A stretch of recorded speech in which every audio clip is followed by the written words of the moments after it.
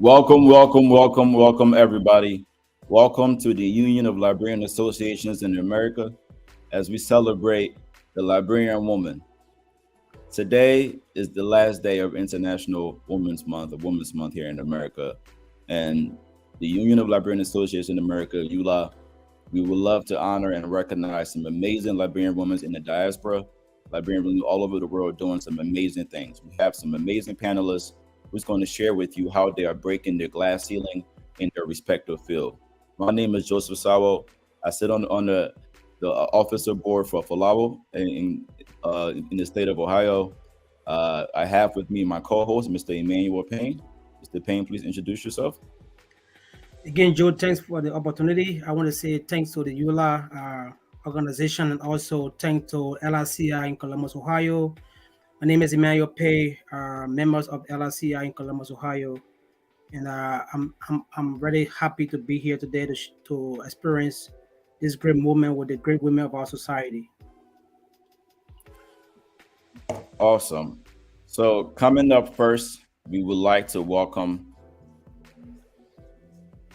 Miss Denlette or G. Washington to just come and tell us a little bit about the program and also talk a little bit about Miss Ulaa and what will she be representing. A little bit about Miss Ulaa and what Ms. Washington? Yes, thank you. Hello, everyone. Welcome to this International Women's Month event. This event is about coming together and discussing women empowerment and some of the issues that women face in society today. Today, the main theme is for us to highlight and discuss women who are breaking the barriers in society. I'm here speaking on behalf of Miss Ulaa. She's part of this project, and she's not here because she's driving. She will soon be here, hopefully. And then I want to recognize all of our panelists and our guests. Our president, Ulaa president, he will soon be here, Honorable Shehu Kamara. Our vice president, Honorable Minerva Grant. Our Northern Region vice president, Honorable Alpha Tunger. Our keynote speakers, Colorado State Representative, and our other speaker, Councillor Margaret Bromskin Risks, and to the DC President, Honorable Wilma Reed, and to the Queen, Juliet Wonko. We want to welcome her. She will soon be here too. And then to our partner, the LRTN TV network. We want to welcome everybody and let's have fun. We are here to discuss and to learn. It's going to be insightful. It's going to be exciting. So welcome everybody and it's great to be here. Thank you, Ms. Washington. She said, I'm excited. ULA is putting together a great conference to highlight. Hey, y'all, I'm super excited. Thank you, Ms. Denlette. ULA is putting together a great conference to highlight the amazing thing that we are doing in the diaspora community. Just to give you guys a quick recap of the program, we're going to have our speakers come in and speak. But before that, I really want to bring an amazing man, a great leader, Honorable J. Shua Kamara, to tell us a little bit more about ULA and how we're supporting this Women's Day. Good evening, keynote speakers, organizers of this very important program, Madam Vice President, chapter leaders. I see only Honorable Mashalini right now, but I guess others will be coming. Panelists, moderators, those in Facebook land, distinguished ladies and gentlemen, on behalf of myself, National President of the Union Librarian Association in America, the National Board of Directors, the National Leadership Council, I want to salute all women in ULA and across the globe for this major event that is taking place today on the umbrella organization of Ulaa. This is one of the core values that Ulaa upholds and respect, and we are incredibly grateful to Ms. Danette and the National Vice President and all of you who put this wonderful program together so that we can celebrate the importance of women and breaking the barriers and all of the important discussion we're going to be having here tonight. As National President of the Union, again, this women empowerment is one of the things that is to our hearts and to the hearts of the national leadership. I hope that tonight's event, although it's a celebration of Women International Month, but we hope and pray that this would just be the beginning of some of the great work that women will be doing within the scope of Ulaa. I want to say that we ask all women who are watching to participate and discuss, the challenges and the events of time and the things that they can do differently to put women on the next level. I want to say thank you for inviting me. I will be out and greatly monitoring this program, but I just want to say thank you and that Ulaa is with you. Recommendations that will come out of this Women Month or today's program, I'm hoping and praying that we take it to the next level for more discussions and making Ulaa and the Liberian women and women in general great. Thank you for inviting me. And again, the organizers, I want to say I salute you and I salute all women for this wonderful, wonderful international month. Thank you and God bless. Thank you, Honorable Sherry Kamar. Mr. Payne, I think you're on mute. Yeah, thanks so much, Mr. President, for this opportunity. We really admire your leadership so far, and also our regional vice president. This is what we are all about as an organization, promoting equality in our society. So we're going to have the next speaker. For the sake of our time, she's going to introduce herself, and then, of course, she's going to give us her presentation. Councillor Margaret Dagonty Bronskin Riggs. Welcome. First of all, I want to thank you. I'm so excited. This is an awesome opportunity to share about breaking the barriers. I have 10 minutes, so I'm going to ask that. I think there's a slideshow, but first I just want to say protocol having been established. I would like to thank the officials of Ulaa, particularly the president and vice president, for giving me this opportunity to speak at this momentous event. I'm going to ask someone to please pull up the slideshow, because what happens is that it's an awesome thing to try to break the barriers. But I want to start by saying that International Women's Month or International Women's Day was established in the 1900s. So the most important point on this first slide is the fact that women all over the world from the 1900s have been fighting to make sure that we are heard and that, things that we need are done. I want to go to, if you don't mind, where it says Liberian women, past and present. That's the third slide. Liberian women, past and present. The slide. Thank you. If you can just go back, because you went ahead.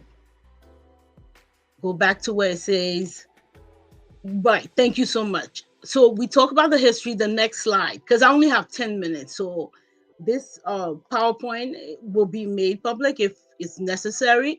But let's go to the next slide, please. Okay, so for Liberia, when it comes to breaking the barrier, we've had Liberian women who have been very successful because Liberia, as a very small country, has been opportune to have women who have been um, they have been ambassadors. We have women who have been chief justice, and the names go on and on. I can't call all the names because some of them I don't want to leave anybody out. But Liberia's pre-conflict notable women have been a lot of them in the judiciary, but also ministers of health. We've had an interim head of state. We've had all these women who have been cracking. I wouldn't say they broke the barrier, but they cracked the barrier. Go to the next slide for me, please. So the notable Liberian women, I listed some of them because there's so many of them, but we will talk about Emma Shannon Walser, who was a judge, the first Liberian judge. Mary Antoinette Brown Sherman, she was president of the University of Liberia. Martha Santos Bella, Minister of Health. Gloria Musu Scott, the Supreme Court Justice. Francis Johnson, another Supreme Court Justice. Wilhelmina Dalla, head of the National Transitional Government. And the list goes on and on. Let's go to the next slide, please. The formal inception of the movement of International Women's Month or International Women's Day started from 1908. The timeline goes from 1908 to where we are today. In 1908, like everywhere else in the world, there were unrest, there were wars going on, and women, usually when men go to war, they take over and do, take care of the place. Now, in 2020, if you go to the next slide, please. In 2023 and beyond, we know that women have attained some rights. The young people, younger women probably think this is like everything is over, but we who were in the 70s or in the 80s, we know that we still have to struggle in spite of the rights that we have had. Go to the next slide, please. Go to the next slide for me, please. Okay, so let's talk about Liberia. We know that we got pre and post-conflict Liberia. In post-conflict Liberia, the war was actually ended by Liberian women.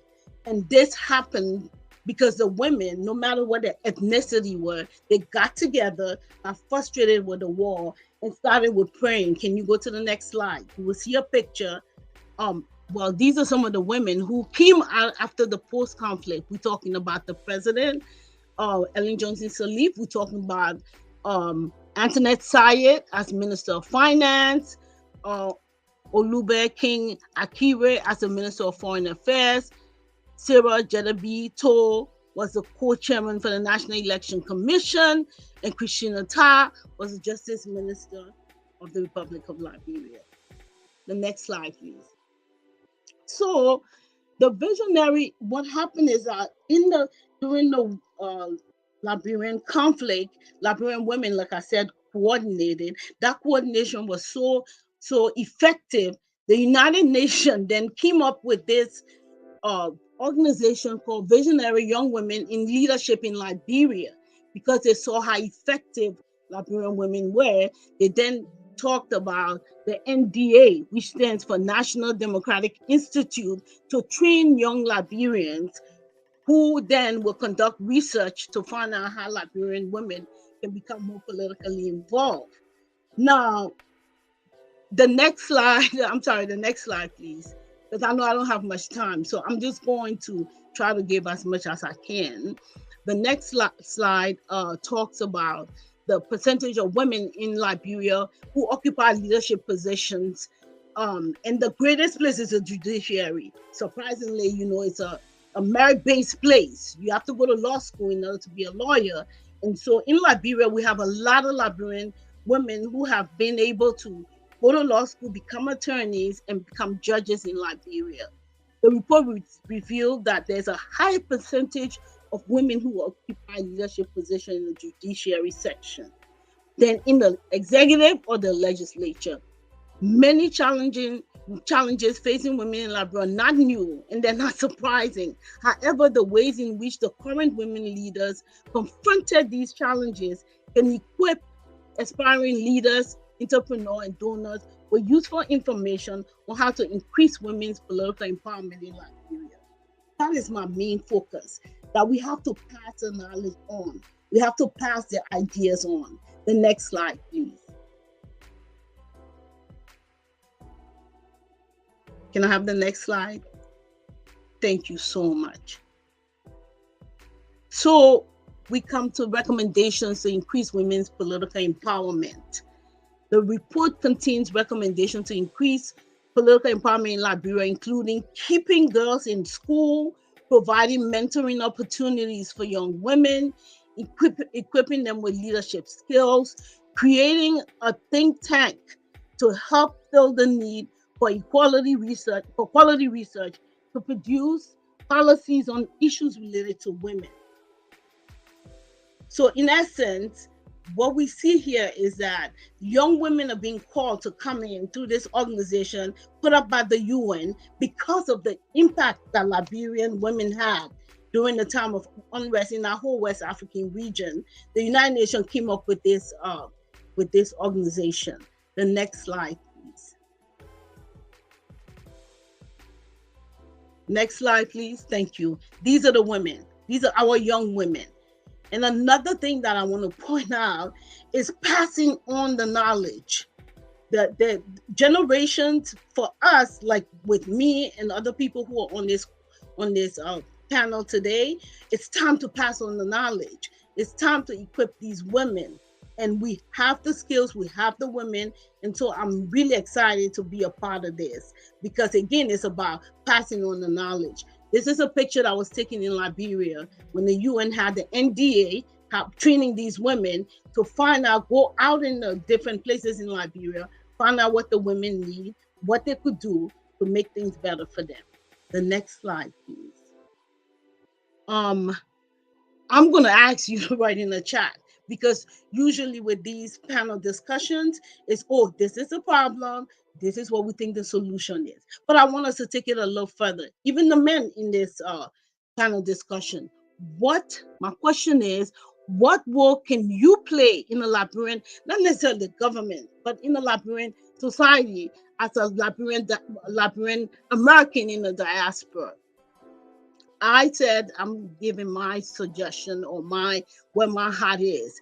As I transition from working full-time to having my own space and my own time, I want to go back to something that was done by a few Liberians about 15 years ago. A Camp Liberia, where young people were taught about Liberian history, Liberian culture, to have them aware that they have a place, even though they're Americans, they have another country that they can participate in. Next slide, please. So the rights afforded us as dual citizens, it comes with your privileges come with responsibility. Our privileges rather come with responsibility. The privileges we have, or the rights we have, is the right to own land, the right to vote, the right to participate in government with few limitations, the right to transfer our Liberian citizenship to our children born in the diaspora. Those are the rights. But with those rights come responsibility. And that's what I think as women or even men, we need to start thinking about. What can we do to give back to our place of birth? The next slide, please. These are the references. There are a lot of, and that's another thing I want to share with us. Liberia has a rich history from 1847 to now, with women who have done all kinds of things to make sure that life for Liberians be better. And I had a few pictures, but I guess they didn't show up in the slides that you have, where there's a movie that was made, probably 2008, called Pray the Devil Back to Hell. And that movie was made about the Liberian women who gathered on Springfield Airfield and just stayed there, prayed for 40 days. They would go do their work, do their market, whatever they did from all spheres of life. And because of them, Liberian warring factors had to come together to end the Civil War. So again, as women, young, old, whatever we are, we have knowledge to pass, and we have young people to educate and also to encourage, so we can keep moving forward. Our story is not over, but our story is not it's not hopeless. So I'm here to say I'm very excited about this. I hope this is a beginning of something that'll get even better. And I'm done. Thank you so much. Thank you, man. I'm excited. Happy Women's Month. Thank you, Counselor Bronsky. You were amazing. Thank you so much. I'm excited. Shout out to dual citizenship. We have the right to own land in Liberia. Me, all my diasporans in America, all across the world can go back to the native country and own land. So thank you again for that amazing presentation on educating us what has been done, going back to our history and bringing us all the way back here of the amazing women leaders we had all across the Liberian community, both home in Liberia and in the diaspora. So and coming can I up just next, add? I'm sorry, because yes, it didn't ma'am. come up on the slide. What would you like We to have add? two I think she's Nobel muted. Prize And that's okay. winners, Mrs. Salif and Lima Boyu, for bringing peace to Liberia. Okay. So women have been an integral part of all of this. I just wanted to say we have so much to celebrate as women from Liberia. Thank you. Thank you again, Councilor Brumsky and Rusk. You were amazing. Coming up next, now there is going to be an opportunity for you all to ask some questions towards the end. So we're going to welcome our next panelist to just give us a quick description about herself and everything that she's going to present on. We're going to welcome Honorable Ms. Marneva Grant to come here and give us some amazing information. Thank you, Ms. National Ulaa Vice President. Please come and share with us your thoughts, your ideas, and please, if you're in the audience, clap your hands, welcome her. I'm excited to meet her again, so please come in.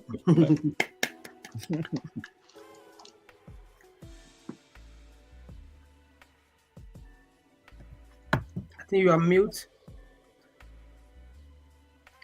We can't hear you. Okay, I'm sorry. I'm excited to be here, and it's all about women empowerment.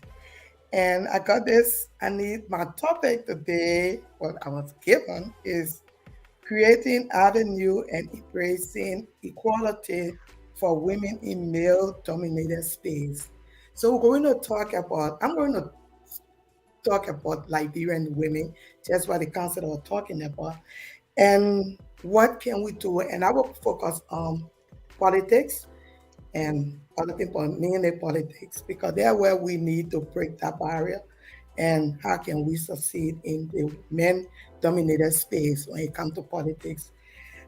First thing is empowering our women through education and mentorship, and creating support system for our women. So when we talk about, some people say you really don't need to be educated to be politically inclined. Yes, sometimes I know we get some people in the House of Representatives that not educated, but they're doing a great job there for us. But to succeed as a woman in a male-dominated world, especially our African society in Liberia, among some of the men, because not all the men look down on women. Some of them really empower us. They back us, they support us, they're there for us. But something you still need to be in the kitchen. So one is to cultivate confidence. Know your voice and use it. Pick your moment and don't be afraid to speak up or share your input. Own your mistake. And that's this. And once you own your mistake, don't be quick to say sorry, not all the time. And that is sign of character. And stay positive. When you stay positive, nothing generate goodwill or build moral among other people can have a good attitude. Let your thoughts be your past failures, not defeat, and focus on what you want to achieve in the future. Be aggressive, be an aggressive, lifelong learner. So that is keep on top of the news, keep on top of what's happening in politics. Why keep on top of it? Because you want to be able to put your voice when you're speaking. You want to be able to talk, to know what people talking about. You want to be able to do that because sometimes we women, my experience when you're among the men, some of the men, and you try to put your voice up there, the first thing they will tell you, oh, you're too aggressive or you're too emotional. Don't even think about that because they can be emotional on the floor talking and they say, oh, that man be man. But when a woman want to put her voice out there, especially politically, then they say you're too emotional. Don't even think about that. Continue putting your voice there and putting your idea out there for them to know. Don't feel intimidated. You have to continue and they respect you for that. Learn how to handle conflict. Don't be aggressive. You don't and get into confrontation. You can continue in a respectful way, and they will respect you for that, and they will know you stand for what you say. Take on leadership role. So yeah, things well in the political arena, like you, if you're on the board or some organization, and they're having space there. Don't sit back and say, oh, the men need to take. No, you can be chairman or co-chairman for something. You can even be the chairman of some committee there. So don't be afraid once you know what you're doing. And I know I have 5 minutes, so I'm going to do it quick and then later I can get into believe in yourself. When you get into politics, believe in yourself, believe in what you're doing. Support other women, okay? There where I come with us supporting other women, people will say sometimes they're like, oh, she's a lady, she running, support her. No, if she qualify for the job and she get the same vision you have, yes. You don't you I would not encourage to say, oh, because you are a woman, you running, and I know you don't have the vision or what I know want to happen in that space, you're not going to do it. Don't vote for the person. You can support, even the men, they get some men I will support and have our vision, or instead, you can mentor people to go in that space and continue elevating women. So, don't care for care for being respectful more than being liked. So care for people respecting you instead of liking you because everybody will not like your ideas, but once they respect you and respect your words, it empower you to go ahead. So I would stay with that. That's some of the things as women, if we in a male dominated space, and I would say especially in the political space, we need to take care of ourselves. And those are some of the tips that we got to do. We got to go with when we and being involved with them. Don't ever let some of the men put you down. You know you can do it, and don't feel bad about your decision you make. Let them say what they want to say. Once it's going to benefit people and as a vision, go right ahead and do it. So I'm going to stop there and get questions later, or maybe put more input Well, as the conversation go on. well, I'll just leave you on that point right now, Madam Vice President. I want to say thank you so much for a brilliant and eloquent presentation. I mean, you hit some very key points in your presentation, and I just want to make a one follow-up question on that. Like as you say, in this male-dominated world, you have challenges in terms of you have to be confident. You have to be confident and forceful. So if you can just tell us the audience, in your own professional or current position as vice president of Ulaa, what are some of the challenges you have faced so far, and what are the strategies you have implemented to overcome them? Well, I started with Yula a long time, so I would like to go back when I first started. As when I got into Yula, I got there first as a vice president for a chapter. Then later I became I became the president, and then became chairman for the election commission. There where I saw that. I think I was the first woman to become chairman for Ulaa Elections Commission. And it was not an easy thing. They had all the negative things to say about me. And at that time, the election was very tough. We have 4 candidates running. And all I told my people, my commissioners, let's just stay focused. They were like, oh, she a woman, she won't do it, or she in favor of this person, she in favor of that person. And I was with me, I stay focused, and that's what I keep doing. Even as vice president, I keep being focused. We know our agenda, we know our vision.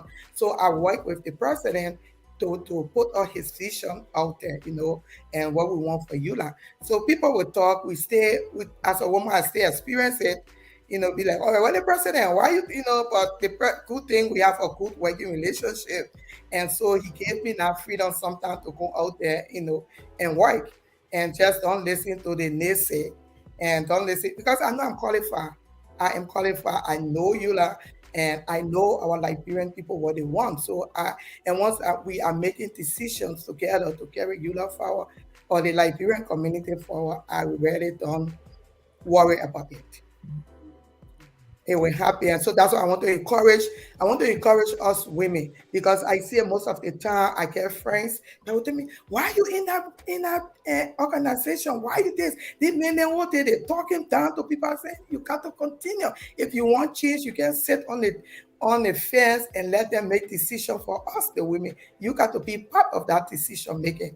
So I try to encourage women to be. I said they will talk. Even your own women will say things about you. Your own women will say things about you, but you just got to stay focused and continue what you're doing. And once it benefiting a lot of people, you move on. Wow.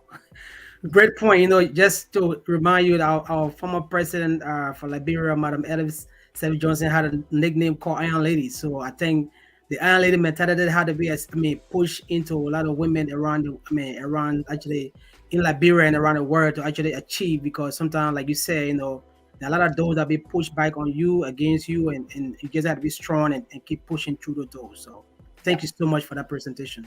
Thank you. Yeah. Thank you, Honorable Grant.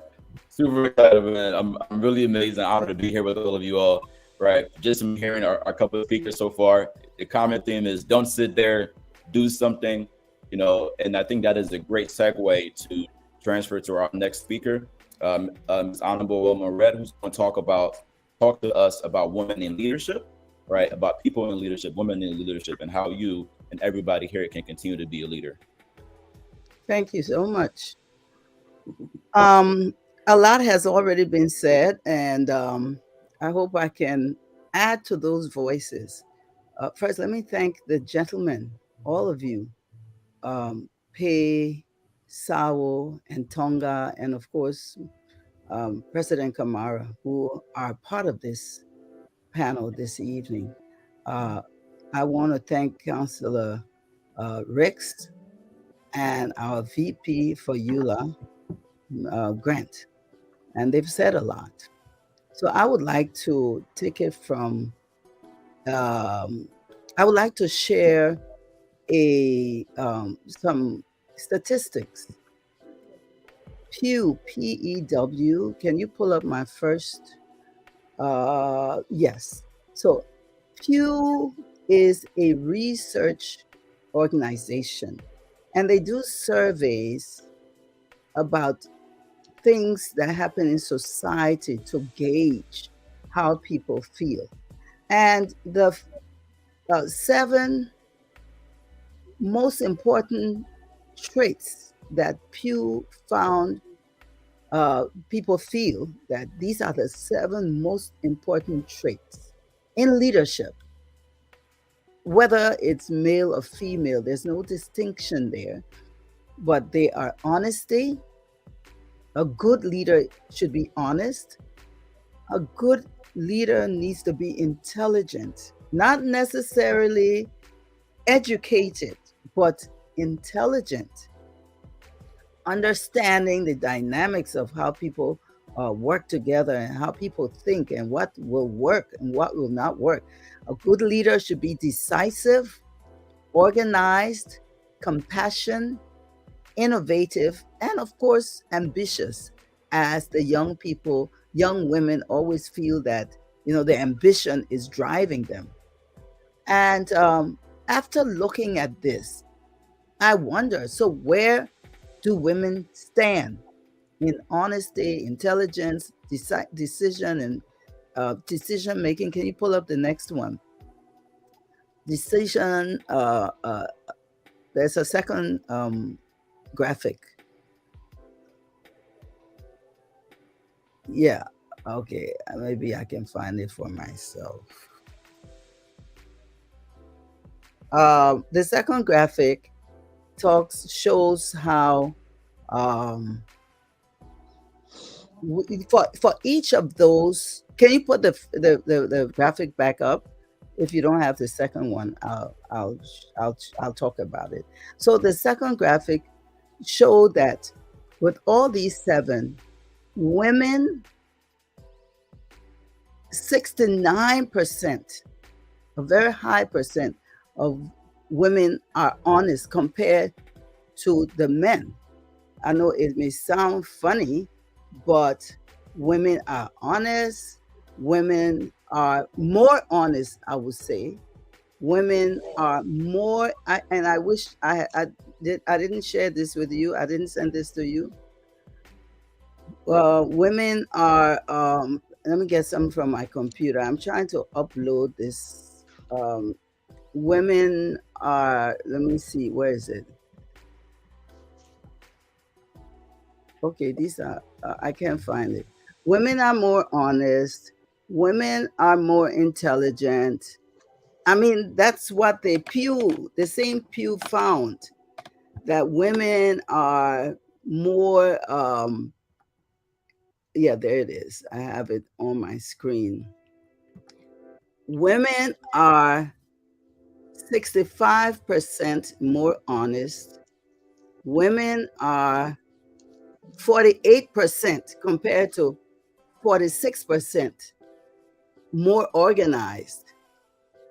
Women are, well, actually, the first one was compassionate. Women are more compassionate, more organized, more honest. When it comes to innovation, it's a balance. Women and men are innovative alike, but women are a little more intelligent when it comes to thinking things through, according to Pew. And women when it comes to ambition and decision making, the men trump us there. So yeah, the men tend to be more decisive and more ambitious. But out of 7, women excel in 5 areas. So there is no reason why women should not take leadership position. And when they do, they tend to work very well most of the time. I agree with my dear colleague, Honorable Grant, in saying that supporting a woman just because she is of the same gender is a very bad, unsuccessful way to approach how you select leaders. Because if you get a leader who is not competent, she may be able to read and write. She may be able to do very many things. But if she does not know how to relate to the people she's serving, that is a problem. And I will tell you something. The most important thing that any leader should have is a desire to serve. One day, I'll tell you a story. One day I was driving down the road with a friend of mine. We were coming from church. And both of us say, really, what is the most important thing to really find your way to heaven? What is the most important thing? And right, the car in front of us, the license plate, and this was really surprising. The license plate, thank you. So I was showing you how women, I'm going back, women, according to the same Pew, 65% of women compared to 32% of 2% of men are more compassionate. Women, 48% are more organized. 29% of women are more honest. And when it comes to innovation, as I said, 11 on one side and 12, I would say that's equal, it's balanced. When it comes to intelligence, 9 compared to 4. So women are trump the mark when it comes to intelligence. Ambitious, men excel because they're more ambitious, they're aggressive, so they want to get things done. And then they're more decisive. Thank you. You can lose the slides. Well, so in front of us, we see this license plate that says U, capital U dash serve, SERVE. I'm telling you, we ask each other, what's the most important thing to get to heaven? The license plate right in front of us. You serve. And we both of us scream, you serve, you serve. And since then, I've known that service is the most important thing. We are here to serve.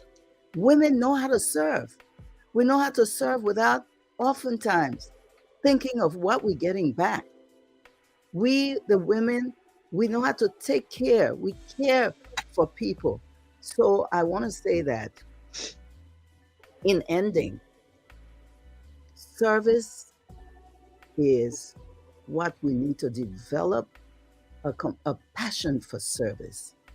And I want to recommend that we need to do a lot of these workshops that Councillor Ricks talked about. We need to do projects like that. The projects should, to me, should not just target women. We need to target the men and the women. If men don't buy in to the idea that women and men should work equally well and should be having the same opportunities, we need to conscientize our young men and our young women so that they grow up learning to respect each other, learning to empower each other, learning that whether you're a man or a woman, we want you to be able to serve with compassion, with honesty, with innovation, with determination, not necessarily aggression, but being determined and being able to make a difference in your society. Service and teaching our men and our women to work together. Thank you. Wow. What a great one again. I mean, the bar keep going higher, you know. I mean, from one level to another. Miss Ray, I want to say again, thank you so much for this great presentation. You know, I mean, just the word serve and relating to each other is a very important thing. You know, especially like from your perspective, you know, we all got mother. You know, we all know how our mother are nurturing to us. So if I may ask you a question, you know, because in my own personal professional experience, we have females, I have my female colleagues in management, you know. Sometimes I seen this, they're complaining to me about, oh, maybe if the man come in the office, the man present himself as a dominant guy, stronger, you know, firm, you know, people respond to them better. But if a female come in that same position and then do the same thing, they say she's aggressive, she's rude. So what are some of the strategies you think a young girl who are aspiring to be a leader in the future, you know, can actually learn from, you know, from your perspective? Well, frankly, the way I handle things, I feel that there's too much aggression in our society, in our Liberian society, even here in the American society. There is too much aggression. I tend to do it a little differently. So recently I was running for the presidency for re-election. And, you know, some people were saying a whole lot of things. Oh, she's done nothing. A lot of things they were saying were lies. Oh, she is not this and that, whatever they wanted to say.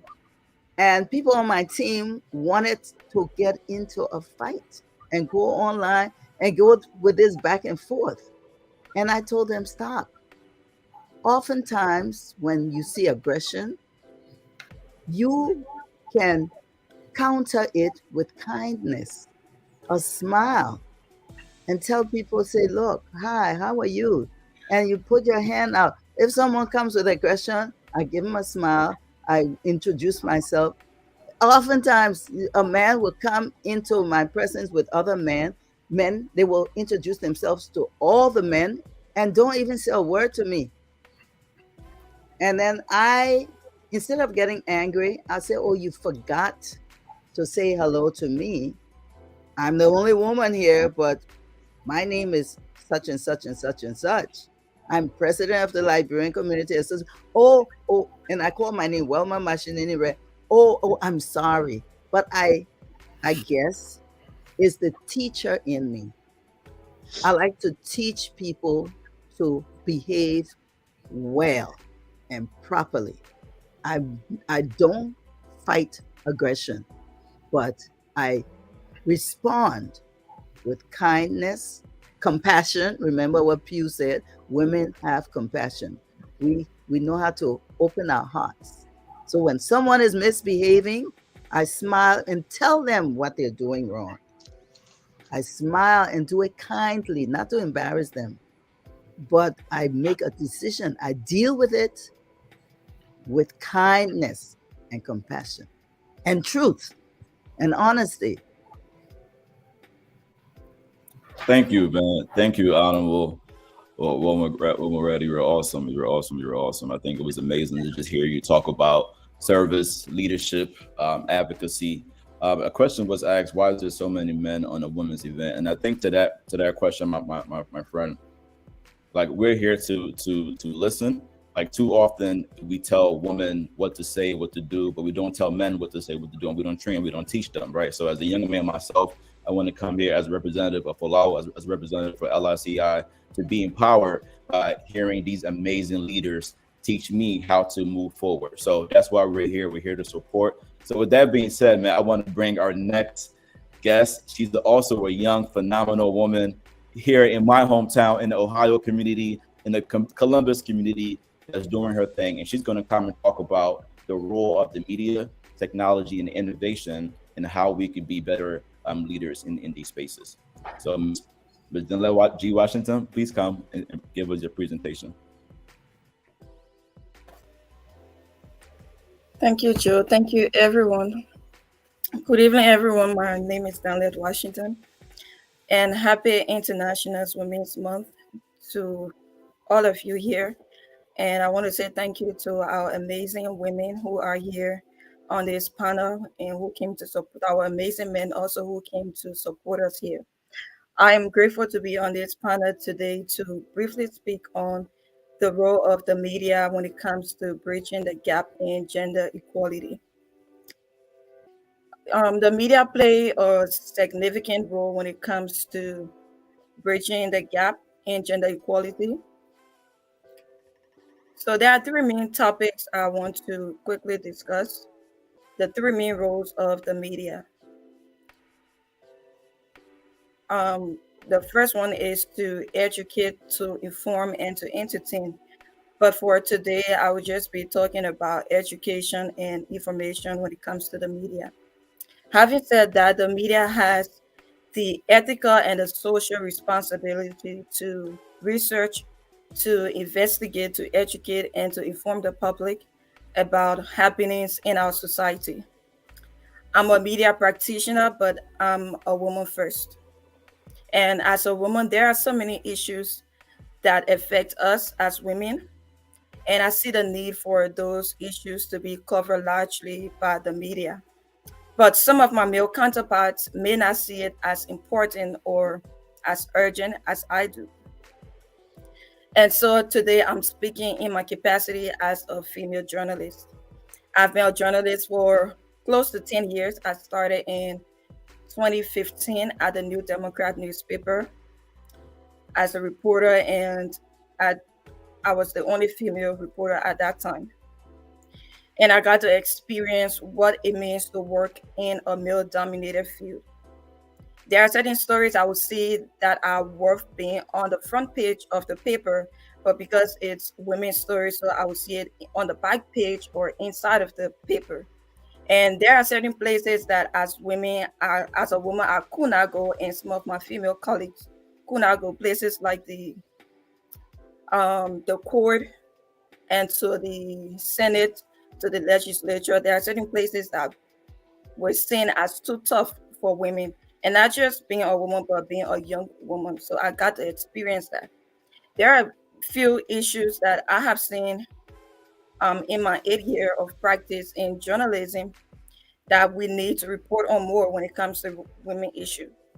One is violence against women and girls. It could be domestic violence, it could be rape, and among other things. In some cases, it may take longer time for the victims to speak out.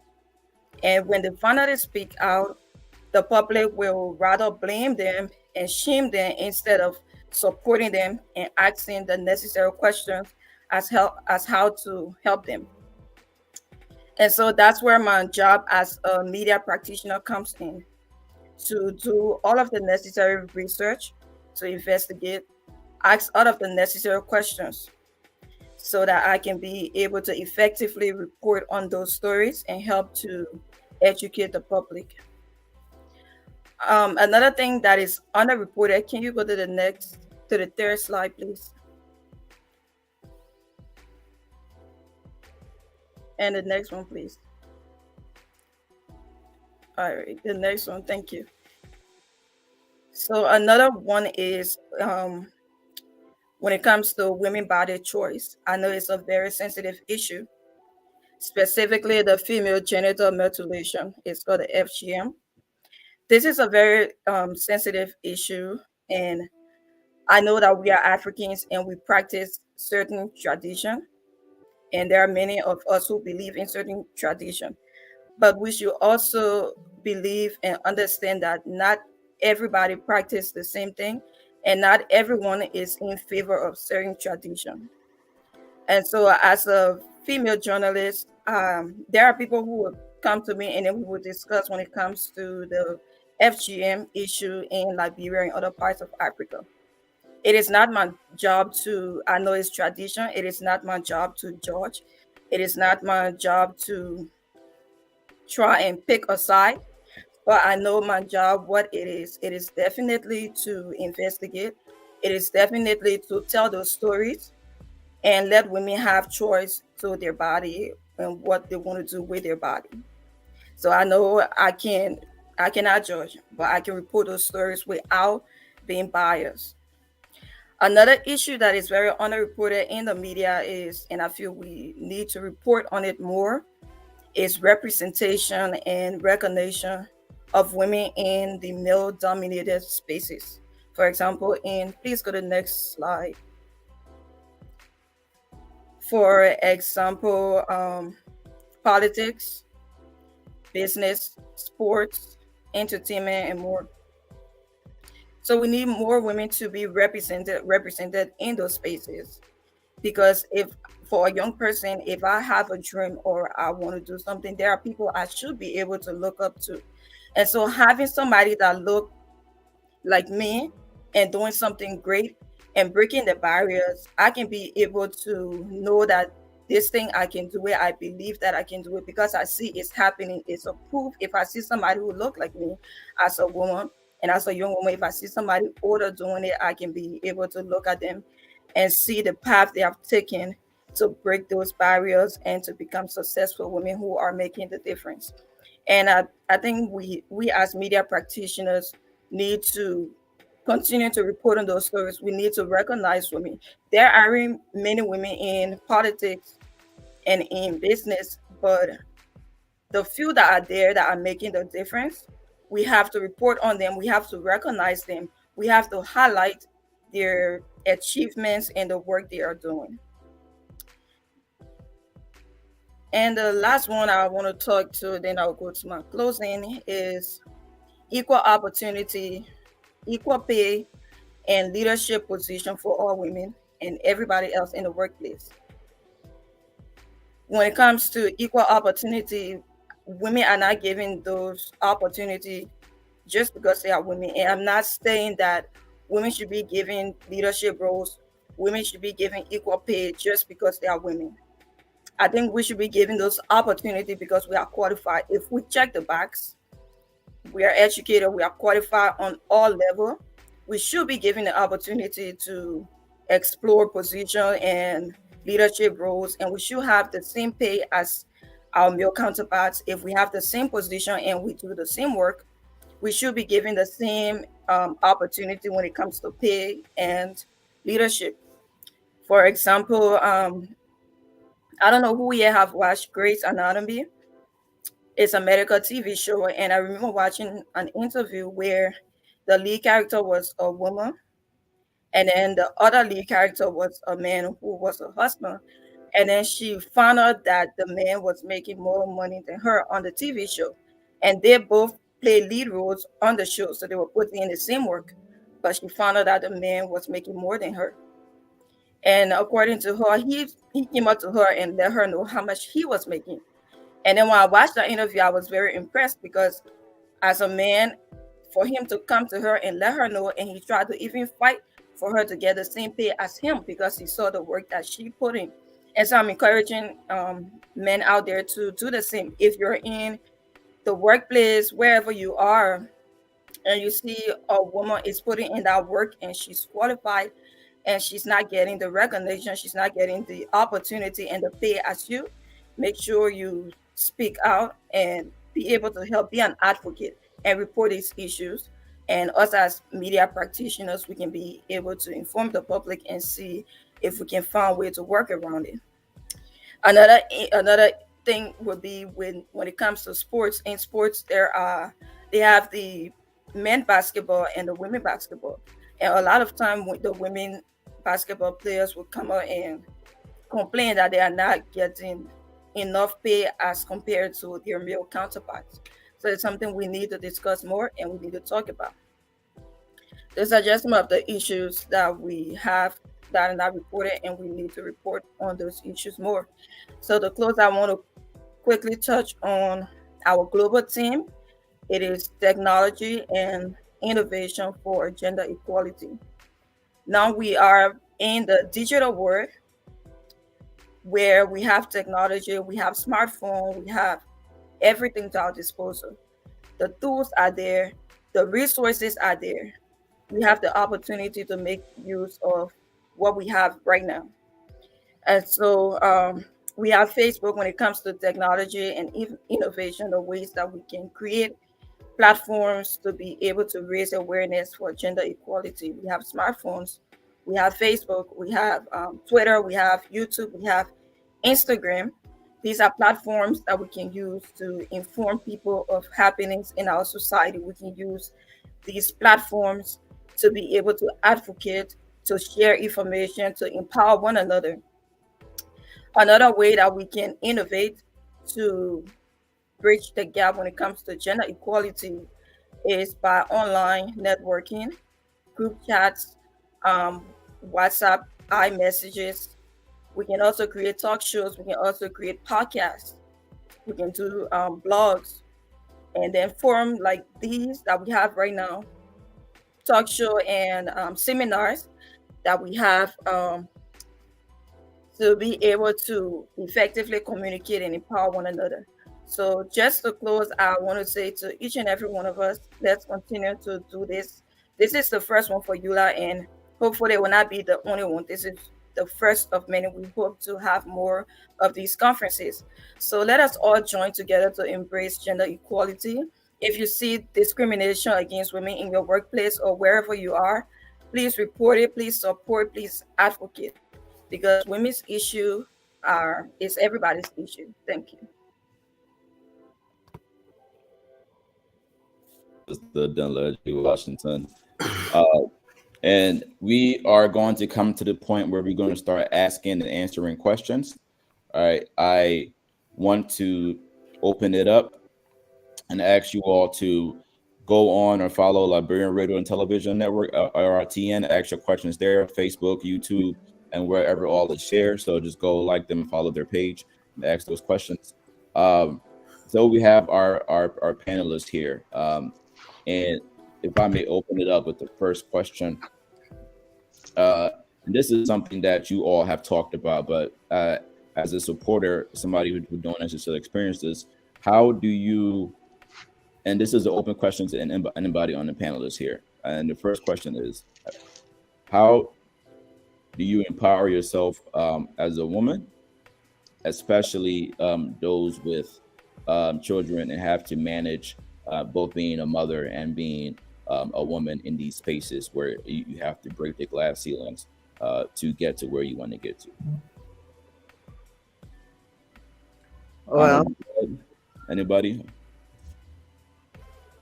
am I on?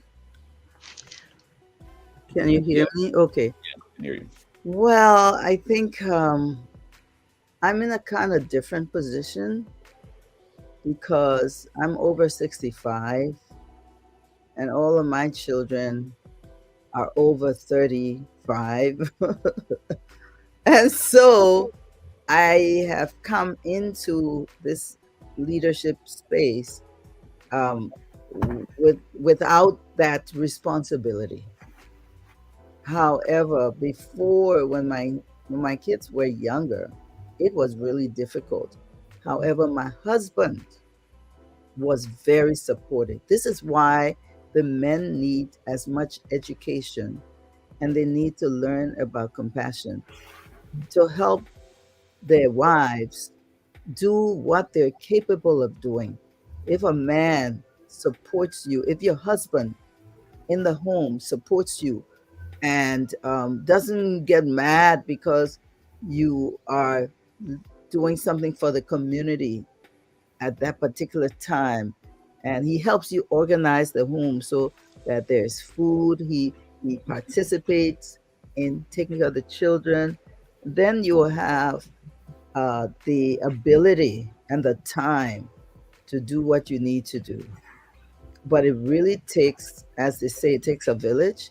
It takes a number of people, the husband, the wife, the grandparents, everybody working together for the empowerment of women to be successful. It's a community attitude and a community consciousness. Everybody has to be aware and willing, because if you do this together, then the women who have the talent to run things in the community, on the community level, they will not be forced to be at home. We need a community and family cooperation and enlightenment. Thank you. Thank you. I think that was a great response as to why we are here and how we as men can continue to support our women counterparts, our leaders. We have a question specifically for our Ulaa Queen, who is here. If we could just bring her up so we can ask, what does it mean to be the face of Ulaa? And do you, if when she comes on screen, does she get enough support from her male counterparts?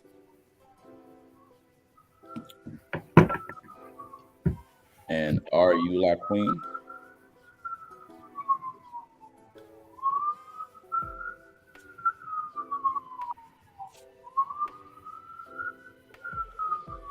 Okay. Okay. Oh, yes. Yeah. As we wait for the queen, I just want to quickly make a follow-up question to the last presenter, Mr. Washington.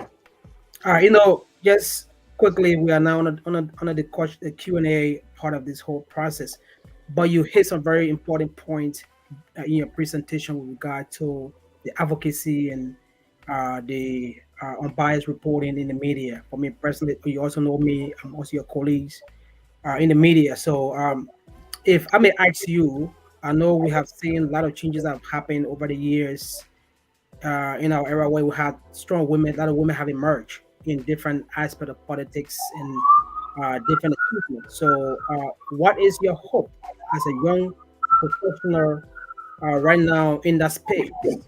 What is the hope for the future for equality and inclusiveness for women?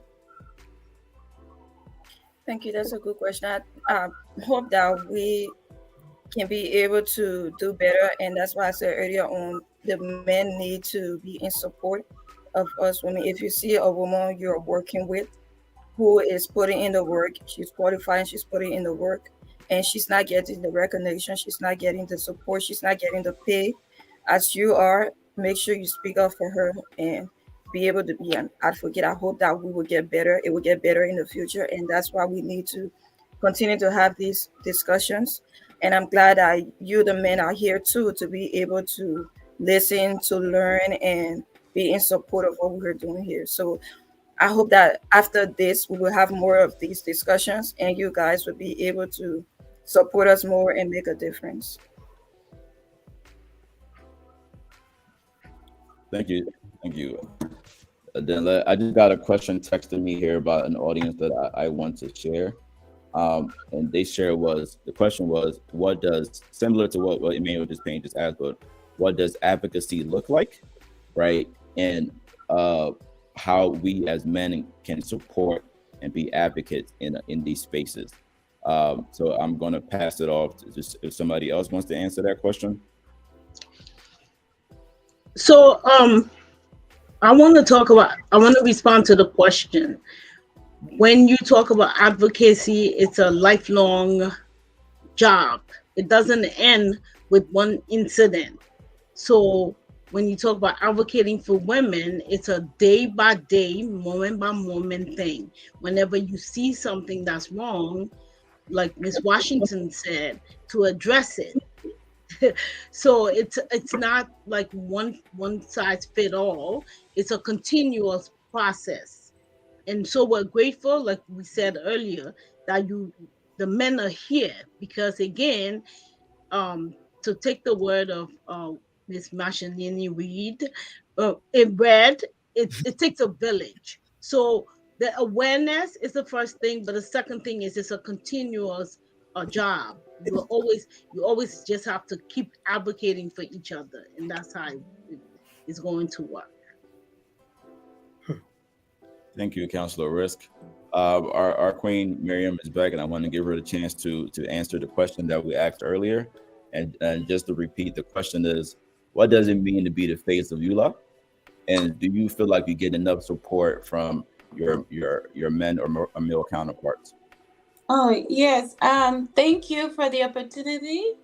Thank you to all the great women and men who are on here today. And I apologize for the technical issues. I literally had to restart my phone. Anyways, being the face of Ulaa is a lot. And there are a lot of things that I had to discover about myself. I didn't know I was as confident that I am, I didn't know I was this hardworking and being able to kind of bring people together to get a goal done or just to get people together, just it has been awesome experience, I would say. But one of the issues that I want to just bring out here concerning women, because we're on here and we're discussing how women can come together, how we can support each other, how we can be the backbone for each other. But I've actually had more support from men than I have from my fellow women. Okay, so I'm just going to put it out there. So my advice as the face of Ulaa is that we need to stop looking down on each other. Because the number one question that I get the most is, oh, it couldn't be because of your beauty. We do have more beautiful Liberian women than you. Why is it you? Why is it you? So these kind of things can bring us down as women. If we are looking down on ourselves and we expect the men to look up to us, it can be a problem. So I would say the biggest struggle I've had is from some women in the community who want to kind of attack my personality. They want to attack the role. They want to know who you know what happened and how you got here. That's one of the struggles. And when it comes to the men in the leadership, especially the Ulaa leadership, I have not had any issues. They're so supportive. I just want to say the president, Mr. Sheil Kamara, he has been like a father. He's like a fatherly figure to me. He has been amazing. I mean, anytime I call him, he's there. And then Alpha, I mean, I don't even know what to say. Alpha has been awesome. Like, I'm like texting him always, like calling. I'm like, I need this, I need that, I need that. And he's always available. So the men in Ulaa, you guys are amazing. And the women in Ulaa, I want to say, Miss Grant, I know we talk almost every day. I just want to say I love you and I look up to you as a role model. And you, I mean, like sometimes I want to give up. Sometimes I just want to cry. I'm like, I don't know how to make this man understand that I mean business. But she's always there and she tells me, Madam Queen, don't worry, keep pushing. It's going to get done. You do what you can do and we'll get it done. So thank you so much for the opportunity. I'm so excited. And we're going to be inviting you guys to Arizona pretty soon. Okay. So if you want to show your queen support, come to Arizona and celebrate with us. And let's get some work done for our country. Thank you. Thank you so much, Joe. If I can just step in quickly, I mean that was well said.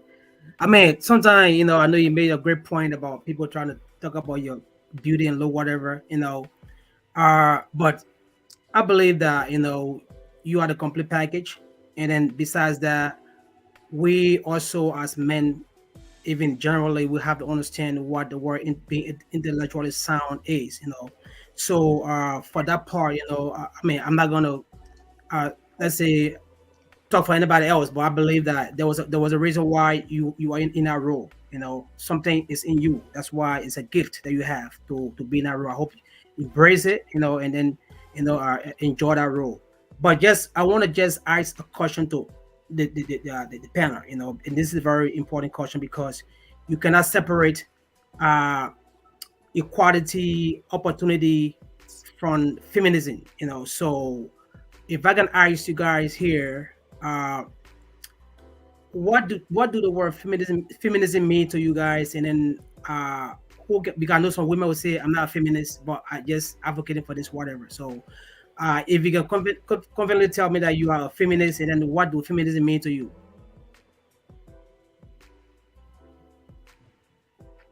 Anybody? Let me start with Miss Red. Um, well, the word has history. Okay.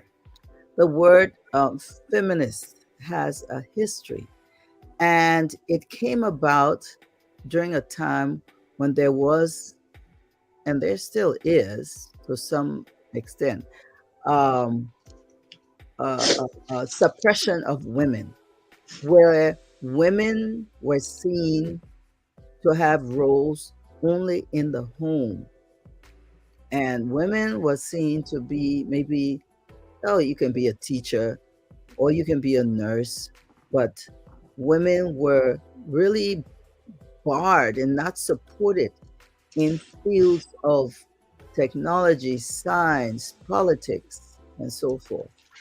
So people had to work and come up with a word to represent what a change from a male-dominated world to a balanced world. And so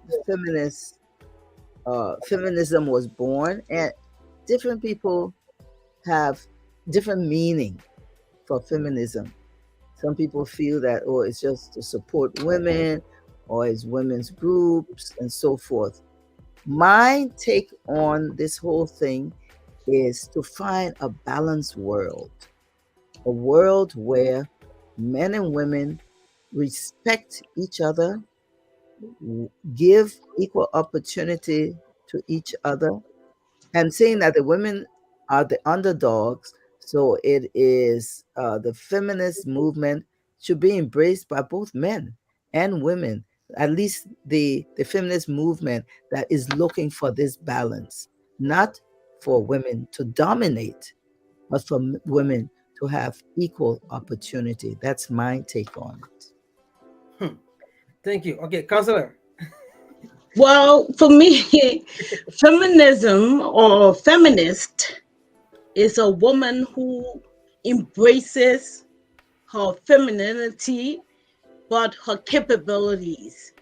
And that brings me to the fact that with me, I'm in my 60s. So for me, being a woman who will help to impart a knowledge and ideas to younger women, because this is where the way I look at it. As a feminist, I'm a woman of worth and a woman of substance.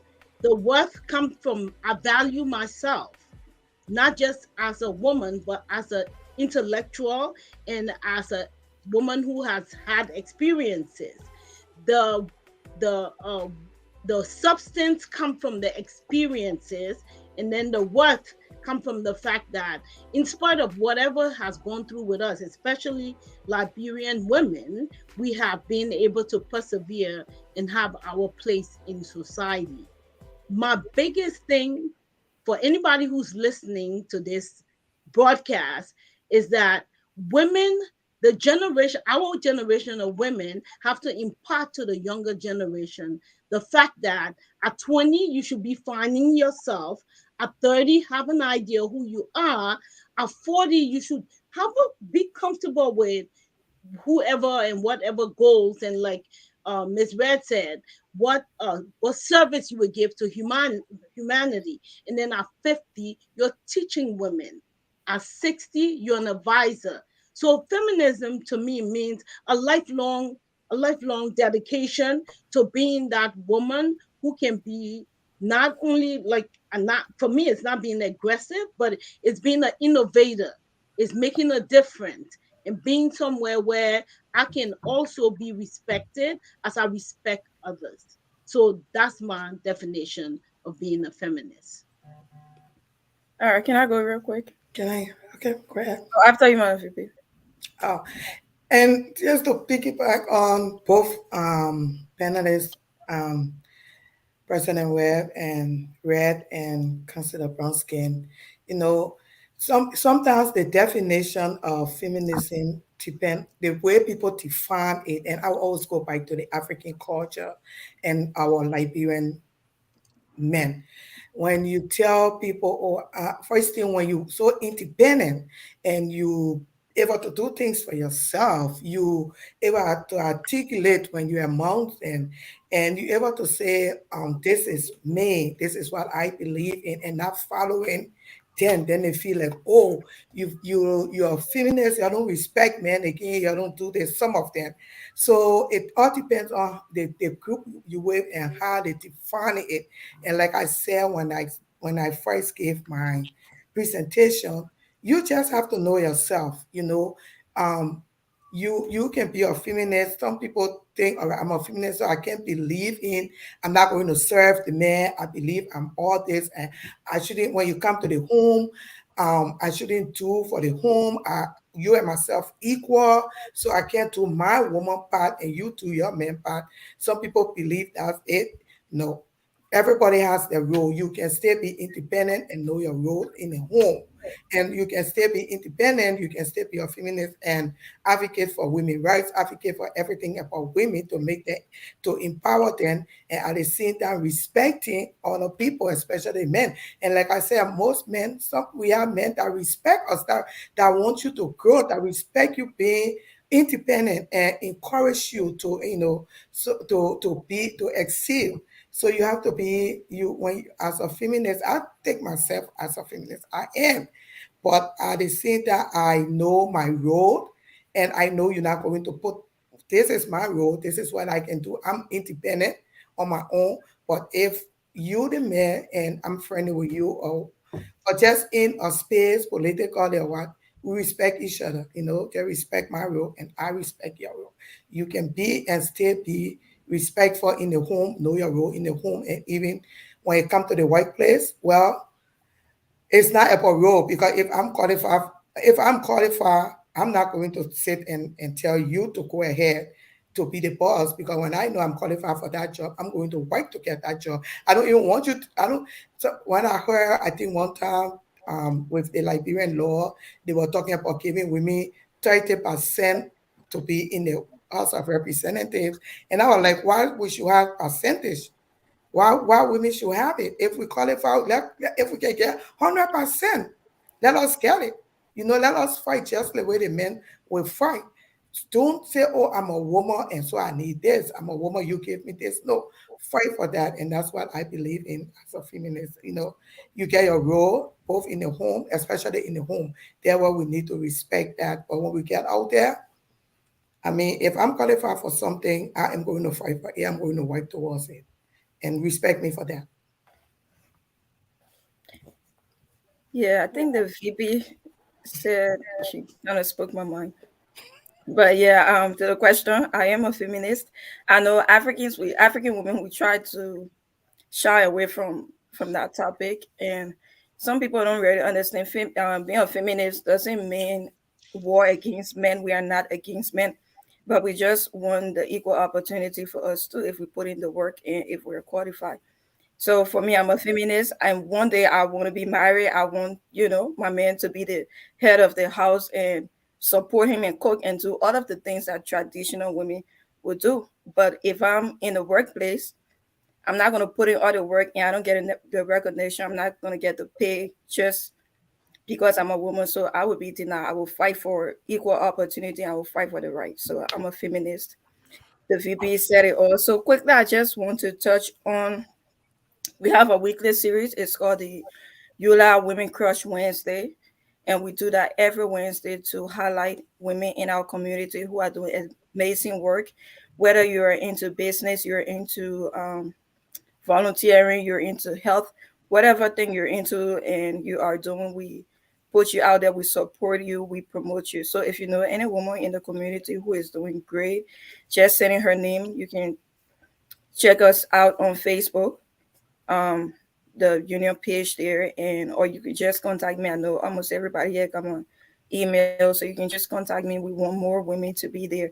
This is one thing that we decided to do in order to continue to raise awareness for women who are doing great and support women. So it's just weekly thing. Make sure you send your name. If you haven't been featured on the platform yet, you can send in your name, or if you know somebody, just send in their name. Thank you. Okay. We'll go to the queen. The queen is definitely a feminist. um, well, we still remain respectful. We still remain respectful as women, especially to our husbands, our fathers, and those that we love and we cherish, and the rest of you guys too. But one issue I have with some men is that they expect you to kneel down for them, even though you're not their wife. So sometimes I have to step back and be like, that's not my role. I don't have to kneel down for you to walk over me. So, but we know we still love you guys. We'll always need men. We'll always, I mean, we can't say we're independent. We'll do it all. We'll always need men for whatever reason. We need you guys and we love you guys. So, but we also need that respect and the love. So that's all I have to say. Great point. Look, again, before Joe comes in, I would want to say this is one of the best experience I ever had. This is the conversation that, and then I know we're not done yet, but we're almost getting to the end. But I want to just send kudos to the president. I know he might come back in later. Just give me different perspective, and we need this in our community. And this is going to actually enlighten other people who are open minded to this kind of discussion. So I want to just again say kudos to you guys for sharing this great insight. So Joe, you can go ahead and take over from there. Thank you, Manuel. Yeah, this is the new Ulaa, where we have people here from all walks of life, age range. We want to get the entire community involved, where ULI is the representation of Liberians in the Americas, in the diaspora, essentially, where we want to make sure that our voices are heard. So I'm excited to be a part of this. Thank you all for putting this together. But being the new ULI, Queen Miriam, a couple of you touched on this as well. I identify as a feminist. To me, feminism is essentially just equality, right? So, but with that being said, let's talk about like a newer topic that's been kind of going in the headlines, right? What are your thoughts on 50-50 in the household, right? I like So, that. let's start with my sister. Then we can Oh, move. no, that one I think will be for the people who already married. Like, Let me go. I I'll start go on doing that this with one. you. Oh, go ahead, Mr. Oh no, President. ma'am, go, good, go. Okay. I would like to say something about 50-50. You know, this is not a cookie cutter situation. All sizes do not fit all. Yeah. Everybody's shoe size is different. Yeah. There are some households where 50-50 in the household will work. And if everybody agree on that, it's perfect. And there are some places where, in fact, the man may have to do 60 and the woman do 40 because she's going out. So there are places where it will be 70-30. So it really is based on each individual situation. I know a home where the man does all the cooking and the woman is busy. She will clean up and take care of the children and all that, but he will cook and she will do other things. So their configuration within their household is totally dependent on their home and their two or the family's ability to gauge what they need, what their strengths are, and what they agree to. And that's what I have to say.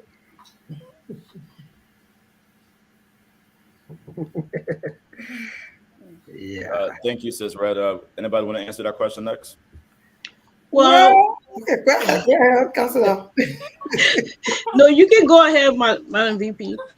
Okay, and I heard Tanya saying, "Well, I'm not married, so sometimes you don't need to marry. You can learn from it and see other people. And sometimes you've been there before, or you out of it, like some of us. But from my experience with my parents, it was it all go back to tradition. So with my when my father was living, he said to my mother, he sent her to school. May also rest in peace, both of them. She went to school, she did everything. But his thing was, I want you to stay home, take care of my children. When my children come home, they should have food to eat. And then take care of the home. And at 1 o'clock, she's not living again. So I guess looking down at me and she'll say, "You talking my secret?" And at 1 o'clock, she gets, once she finish cooking everything, she gets ready. Go, we're living this way. She gets ready and go Broad Street, go to the theater, Riverly, watch her evening show. And after work, he will go and pick her up and they comes home. They come home. At the end of the week, you are working with you say. So when he takes me every 2 weeks, I remember my father bringing his whole paycheck and gave it to this woman that was still working for the money. But he gave it to her for her to give him back giving his partner, and she used the money. So like and President Red said, it's all depend on the household and it all depend on communication, what you guys up to. Don't bring it as a surprise to the pricing. If you're getting married, you should understand. If you the woman making more money or you have to work a lot, then the man should understand that it may be 46, 46 in the household. If both of you are going out there to work, it will be 50-50. It's all about communication and understanding each other and what to bring it into the into the relationship. You start from the beginning to know that. And once you understand each other and know what you're bringing to the relationship, I think it work. I saw it with my parents and I seen it with other couples. So It's not it just depends on the dynamic of the household. So I want to answer the question by saying 50-50 is a myth, because if you're bringing 50 and the other person's bringing 50, and those two 50s are actually identical, you don't have 100. From a woman who's been married 23 years, the marriage, it depends, like Mrs. Red said, it depends on the shift and the paradigm. Because if you've been married a long time, you know things change in people's lives and in their families. And it's not always about money. You can talk about, like she said, who does the work at home. You can talk about emotions. You can talk about all kinds of things. Taking care of your family, your extended family, especially since we're Liberians.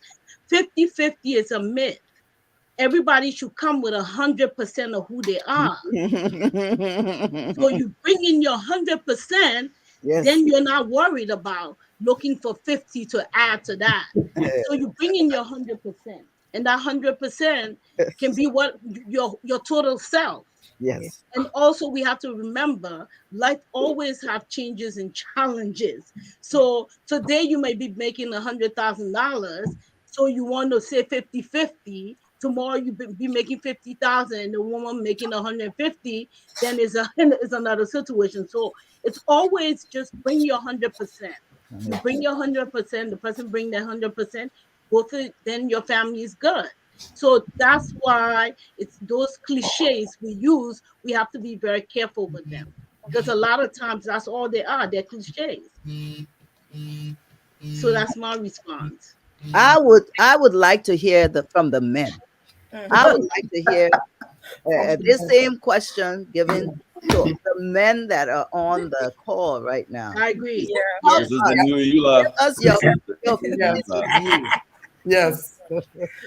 We are just here to support her. We are here No, to no, support. no, no, no. Listen to support. That's it. No, Mr. Pay. In fact, I will offer that you be the first. You have to come first. Yeah. Look, like Miss Rick said, she put in the very, every one of you guys actually hit the nail. The dynamic is different from each household. You're not the same across the board. But just from Miss Rick's standpoint, when she said 100%, which means that just in case the equation is not balanced, you can understand that perspective. So if we both bring 100%, in that picture, of course, just in case if your 100% is 75% and I'm still bringing 100%, I think that would still make the difference. But if we say 50-50, what if I'm going, like you said, rightfully say, I'm going 150 and you going 50, and then of course I'm cheating you. So I think 100% is better in my short answer. Thank you.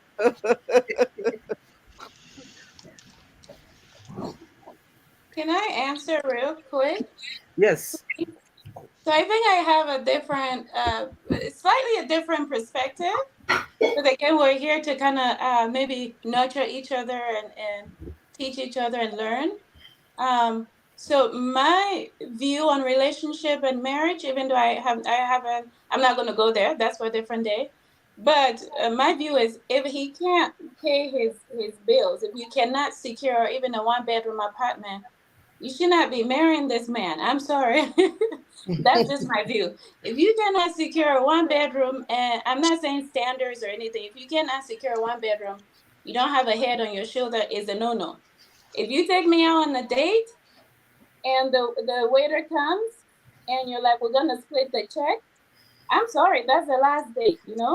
So, and then also with marriage, like our mothers say on here, they said to bring 100%. So I'm all for the joint account.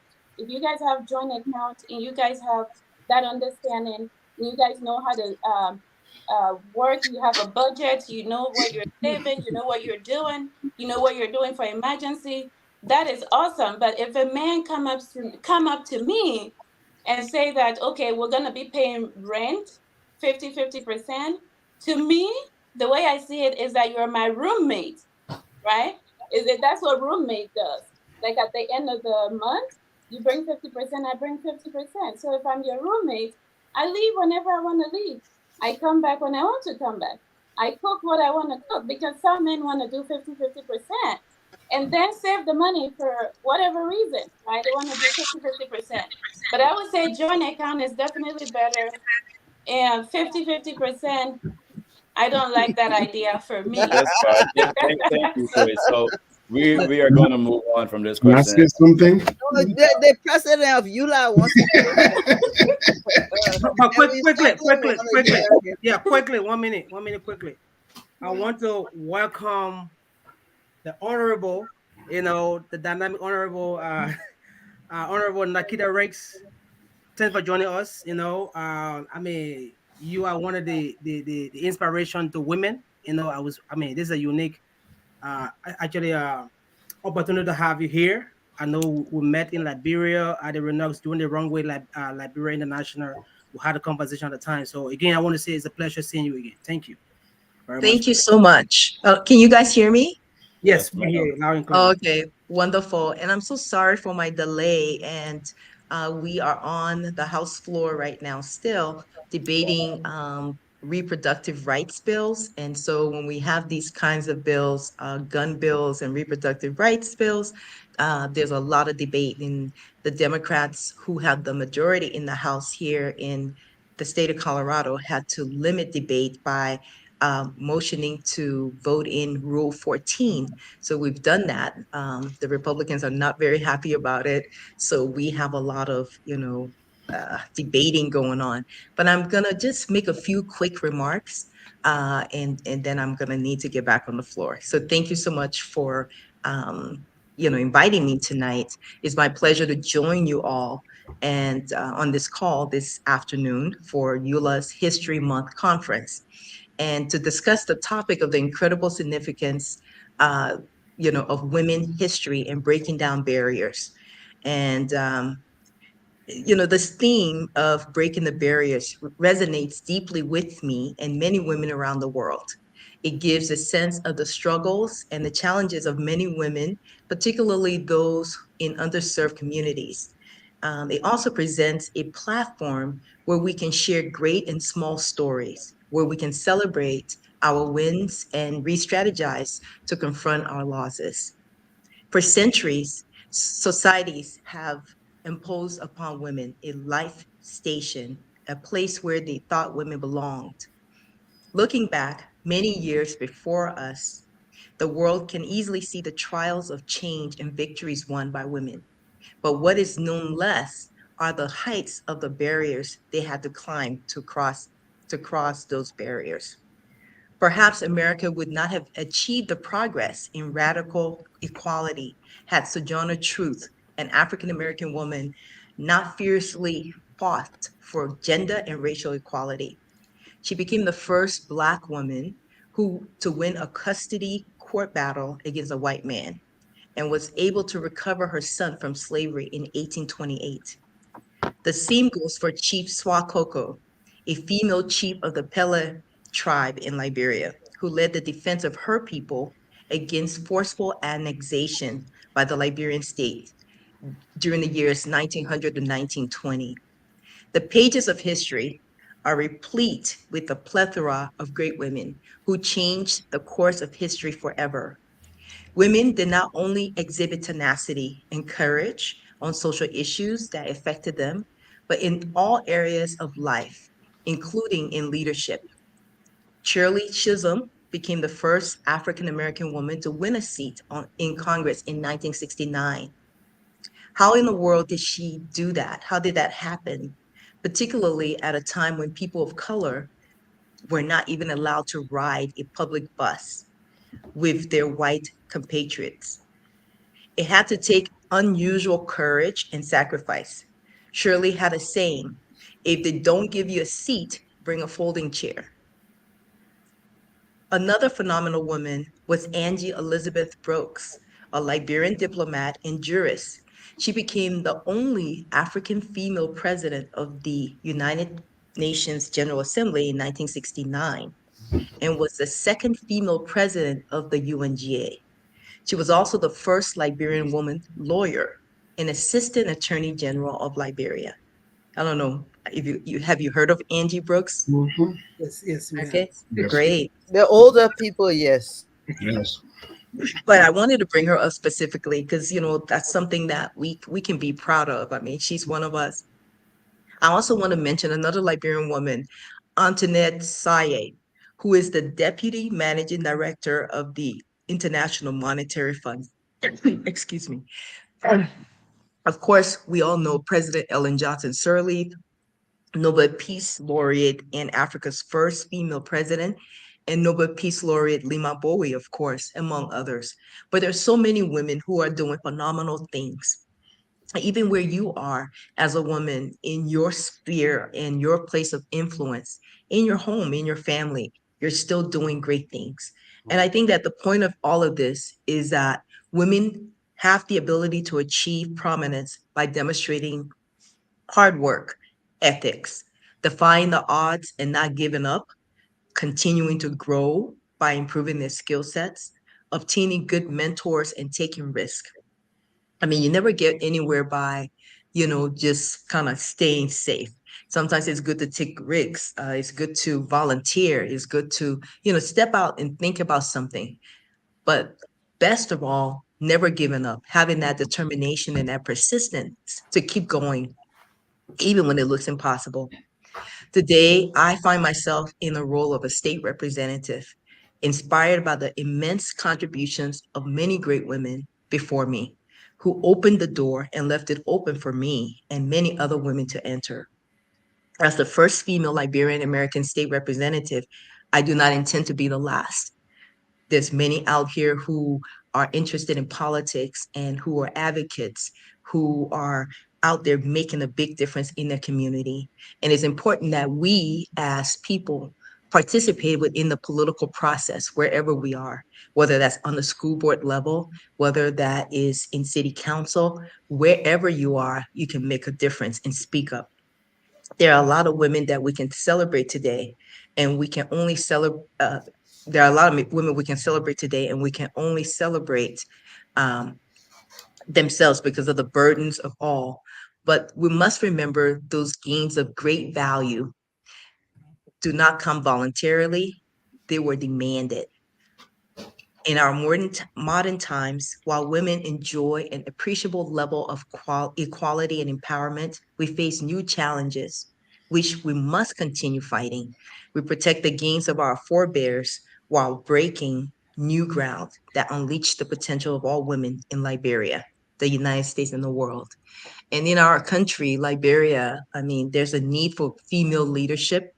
And women, of course, we know lead differently. They have different leadership styles. There's a saying that says when you train or educate a female, you educate the whole village.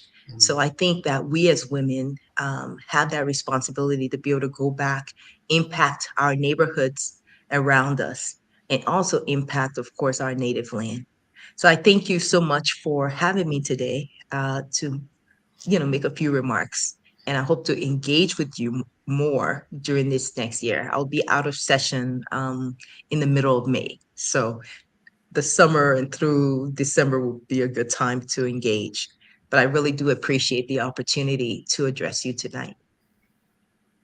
Thank you, man. Thank you, Representative Nikita Ricks. You were awesome.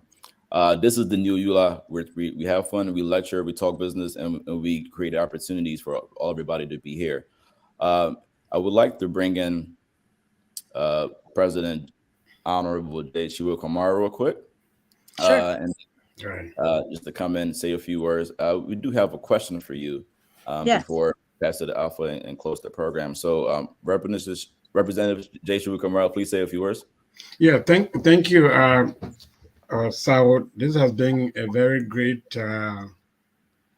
forum for exchange of ideas and the passion that has been brought by all these wonderful distinguished ladies, and to you, Representative Nikita Rex. We just want to say we are very humbled by your presence here, and you even juggling through your as representative responsibilities to come here and speak to us. that just shows that you were dedicated and you manage your time so well. So we just wish you all well. Uh, Maybe at the next Ulaa event that will be coming up, we hope to maybe have you there. If not, maybe at a convention in September. But we are very happy that you were able to, present to this forum. Um, I don't know what is my closing remarks, but is that my closing remarks? No, no, no. Okay. Yes, hold on 1 minute before the honorable leave. Right. Please, just let me just quickly. I know she gotta go, right? So let me just answer this question before she leave. And just to tell you, like some of us who are the political junkies or in radio or whatever, during this election, it was very intense. We had a election watch here at the Apex One studio, just watching this particular race. It was very close. It was very intense. So, honorable, before you leave, I just want to ask you this question. I know this is the Women Month, the breaking barriers. What have you so far experienced as, I want to say a woman, but just being an immigrant, from an immigrant perspective, and just being a female in this male-dominated society in politics at your end? What have you experienced, and how have your journey been so far? Thank you for the question, Mr. Pei, and thank you, President Kamara, for your warm welcome. I appreciate it, and we'll see where we are in the summer. I'd love to get an invitation, and we can try to see how we can work that out. But that's a really great question as far as talking about what are some of the challenges we see as an immigrant, as a Black female, as a woman. We see a whole lot of different challenges. One of the things I've experienced this session, which I didn't, well, experience or wasn't as relevant. I've had a lot of lobbyists go around me, so when we bring our bills and they don't like the bills, I've had lobbyists go around me to like the governor's office or maybe to the speaker and the leadership because they don't like the bill. So instead of trying to negotiate with me as a lawmaker, they're going around me thinking that somehow they can influence the halls of power against me and my bill. So, it's taken a lot of I'm having to call a lot of people out and basically, put it out there that, hey, this is not the right way to do it. Call foul because that's not the process. And so it's not just me, but we've seen that with a few Latino lawmakers and also other Black lawmakers that they're doing that too. I think that people always try to push your buttons, right? They don't know where you're going to come from. Even within my own party, I've had a lot of issues. My journey was not just, a straight shot. I had to run 3 times, and it was a lot of different hurdles and barriers to jump over in order to get into this seat. But that's a story for another time. But what I can say is that sometimes people think that because you're immigrant or you're not here, maybe you're not as intelligent or what that might be. And so you're always having to demonstrate and show who you are as a person. But for me, I think the strength and the tough bills that I have brought to the table and have taken on has gained me more respect within the community. And I was even able to receive the lawmaker of the year for my county. So that was huge. Considering that all of them were against me when I ran. So anyhow, we have to consistently and continue to overcome barriers. And but we're up to the task, and this is what we sign up for when you're in politics and you're in the public eye. So it's always a battle, but we always win because I work hard and I go by faith. So, but thank you for the question. Welcome, you're welcome. So, Joe, before you leave, like I said, if anybody else want to say goodbye to you, want to say thank you for coming. We appreciate you. Just as the president said, we're gonna want you to come again and give them more information, because there are a lot of great story that you have on your journey, and I would like for them to hear that. I have read about you, I follow you on social media, everything like that. But those who don't know you, I want them to actually get to know your story. So again, thanks so much. Can I say something quick to the representative? Yes. Hi. All right. So I am the vice president, and the president put me in charge of engagement. And I know in Colorado you have a large Liberian community there. So we'd like for them to be part of Ulaa. So, Okay. so we are going to get in touch with you and see how we can get the community to be part of ULA. Because if we say the Union of Liberians Associations in the Americas, we want all 50 states where Yes. Liberians are. So, but thank All you right. very much, and we are going to work on that. Thank you all. Okay, I'm gonna have to exit, but I really appreciate it. You guys have a wonderful evening, and thank you again for inviting me. And I appreciate it. congratulations for All right. being Thank you. representative of the year for your state, for your county. Congratulations. Thank you. I appreciate it. All right. Awesome. That's amazing. Shout out to the new ULA. President Honorable J. Shu Kamara. Thank This you. is Women's History Month. Right. And we have a question for you. And the question is, how do you embrace equality in this space? In your home. Boy. I wanted to compound the earlier discussions that I think we're talking about the 50-50, the aspect of it. I, as someone who, help people, one of the things that, and this has been proven over again in theory, like President Red and most of the other speakers said, I think Councilor Riggs, all sides or one size does not fit all. That's correct.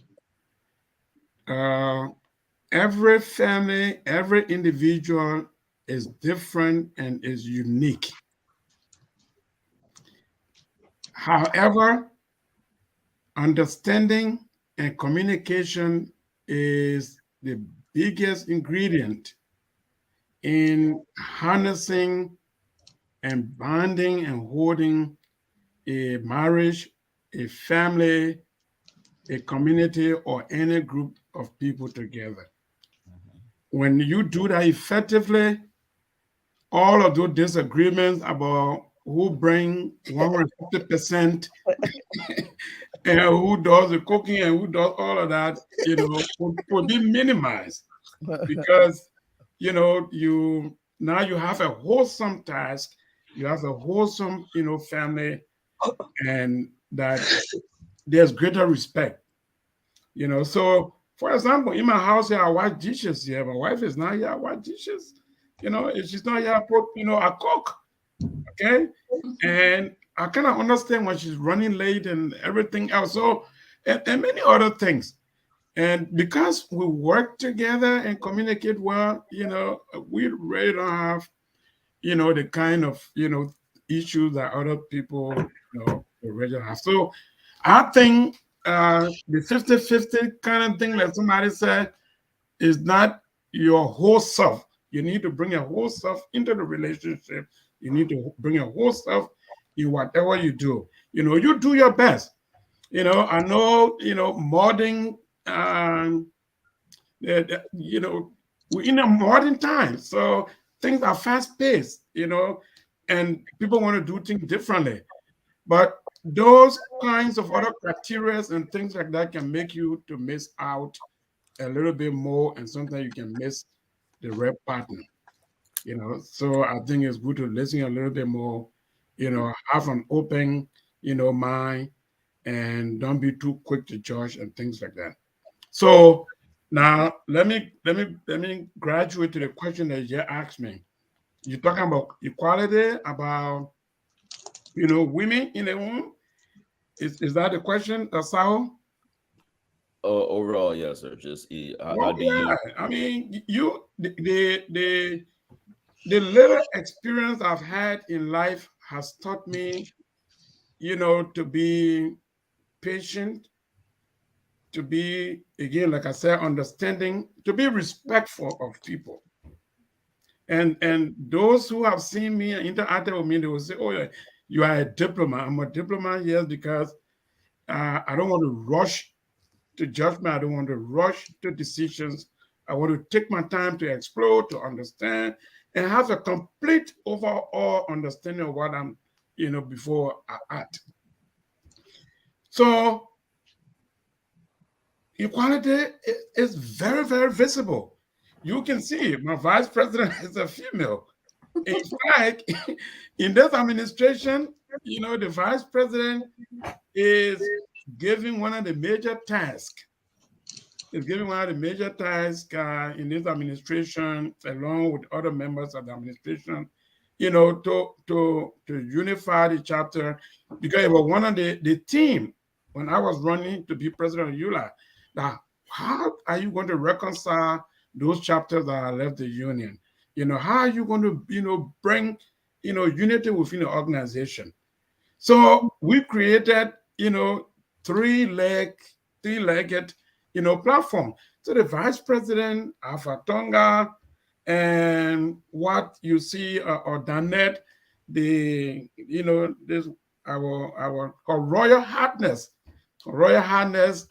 Queen Marian. All what they are doing is directed towards, bringing peace and unity in the organization. Of course, those who work with me, they know I dedicate responsibility and I follow up. So equality is very important. Even with the younger people who are in the leadership, I encourage them. I want them to stay. I want them to be a part of it, and, because at the end of the day, if we don't create this equality, Ulaa will continue to remain an older generational organization. And we really, don't want that. And of course, female presidents of the union, they know I got nothing but absolute respect for them. As, President Wama, Marcelini, I mean, good relationship.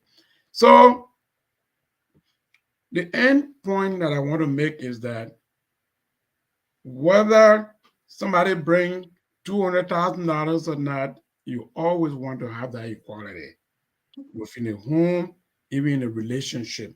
The relationship should not always be skewed towards one person. It can be even be a two male, individual relationship. It cannot be skewed to one person, right? So every time something happens, that person has to be satisfied. Every time something goes on, that person will have to be the person who will get the best of it. That is not a good relationship. And I've learned that. That's why I bring in Ulaa. That's why I bring in the administration and things. And all those who are willing to work, they know. If I can tell you, then I can tell you, all those who are willing to work in Ulaa, they got the explicit, responsibility and confidence, from our administration. So I don't know whether I addressed your question well. You did, sir. Thank you. Thank you, Honorable J. Kamara. Like, you are a good representation of what we want as a leader as we continue to make everybody, make utilize space where everybody feel welcome and feel like this is their home. So I would like to transition and bring in the executive director of my home chapter, LICI, here in the great city of Columbus, Ohio, one of the top 5 best cities in the world. The Liberians here is growing. We have one of the best Liberian restaurants. I love this space. But with that being said, please allow me to bring in my friend, Mr. Alpha Tunger. Thank you, Joe. Thank you so much. Thank you, Emmanuel, for your coordination today. We really appreciate it. Good evening, everyone. My name is Alpha Tanger, and I'm the Northern Regional Vice President of the Union of Liberian Associations in the Americas. So today, on behalf of the Planning Committee, I would like to say a big thank you to the Almighty God, first and foremost, for giving us the opportunity to be alive. And I also like to thank our amazing and well-informed panelists of strong community leaders, community advocates for their continuous work. And thank you for helping us to close out our Women's History Month. You all inspired us tonight. There are hundreds of people watching this online, and I know they've all been inspired as well. And we thank you for allowing us in your space tonight. We also want to thank the leadership under the guardian or stewardship of Honorable J. Kumar and Honorable Minerva Grant for allowing us to bring Ulaa to the people. Now, every time we have a conversation about Ulaa, we say, how do we bring Ulaa to the people? I've been around Ulaa for a while. I've seen my father's work with Ulaa, and Ulaa have always been at a distant future. Um, but our goal here, which Honorable J. Kumar and Honorable Minerva Grant supports our goal, is how do we bring Ulaa to the people? So when Joe keep referring to the new Ulaa, I'm pretty sure that's what he's referring to, that we're bringing Ulaa to the people. We're having these types of conversations, having these type of dialogue, throwing lights on our community women, throwing lights on our community men for all of the great work they're doing in their respective community. So I want to say thank you, Honorable Jeshu Kumar and Honorable Minerva Grant, for allowing us that opportunity. It's a privilege to work with you all. We want to appreciate the planning committee, Danette Washington, who is the visionary for this particular program. When she brought the idea to us, her job was to stay behind the camera and do the interview. So then we reverse it on her. We say, you know what, we want to listen to your perspective as well. So that's why we brought her to kind of shed light on all of the things that she does in her space as a technologist, enthusiast. Want to also thank Emmanuel, who is my local chapter member. Also want to thank Mr. Joe Sauer, who is our local chapter member as well. And our friends at LRTN. I told them they're the Ulaa TV. So thank you all. When we call you guys last minute of time, you open your infrastructure for us to be able to deliver this great program tonight.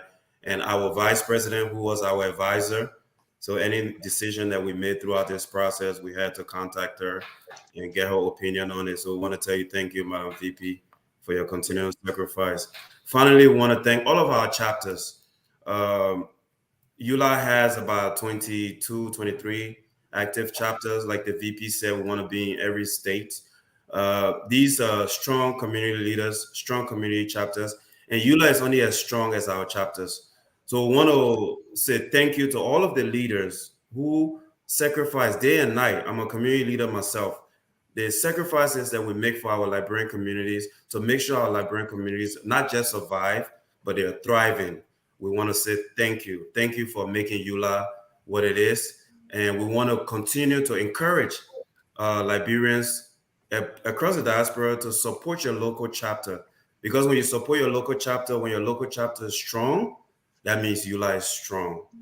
Through this union, Liberians today are enjoying what we call a multi-party democratic system, where that we all you can join whatever political party, you can register your own political party. It was the advocacy of Ulaa and the guys and girls that came before us. Through the same advocacy, thousands of Liberians have managed to be granted either their immigration status or U.S. citizenship, and most important, the recent passage of the dual citizenship, which allows Liberian women to be able to pass down their citizenship to their children. Huge accomplishment. A lot of people say, what Ulaa is doing, what Ulaa is doing. Ulaa have worked so hard in the last 48, 47 years to make sure that Liberians in the diaspora's voice are being heard. So I want to just say thank you to everyone who put this event together. Thank you for our viewers. Thank you for our participants. And thank you for everything else you continue to do. As a way of announcement, the Ulaa Queen is hosting a fundraiser in Arizona, Phoenix, Arizona, May 20th. Now, the goal of this fundraiser is to promote what we call the Liberian Diaspora Initiative Fund. This was a brilliant idea under the leadership of Honorable J. Kumar to see how Ulaa can help Liberians not only reduce poverty but promote economic growth in a lot of different projects. We piloted this project last May, and we partnered up with Painesville City Corporation.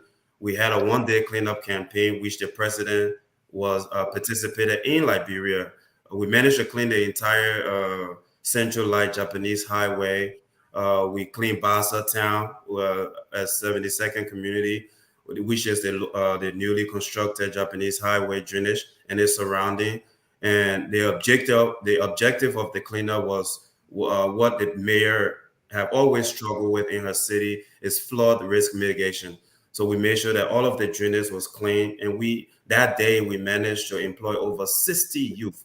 We took 60 youth from the streets and created temporary employment for them. So that was phase one of this project. Phase two, we recently launched it, I think about a month ago, where we will be able to provide additional employment opportunity for members of the community to use the tricycle that the mayor has been that was donated to the mayor by the World Bank to help her address the waste management issue. So Ulaa is going to be sponsoring 5 of those tricycles with 2 men, and they're going to be cleaning every 2 weeks, and we're providing opportunities and employment for them.